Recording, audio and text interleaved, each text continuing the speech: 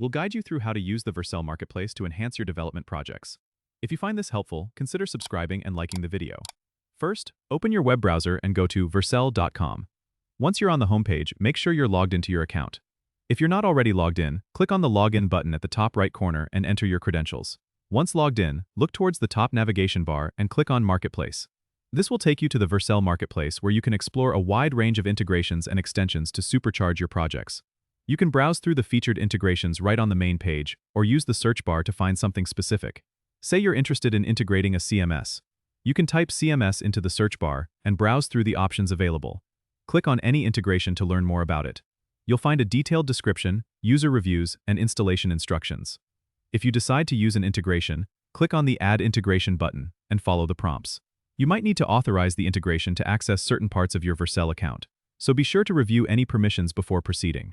Once added, you can configure it according to your project's needs. Many integrations also offer documentation or support links if you need further assistance. This setup streamlines the development process and allows you to leverage third-party tools seamlessly. And there you have it. You've successfully navigated and utilized the Vercel Marketplace to enhance your development workflow. Don't forget to subscribe and comment if this helped you out.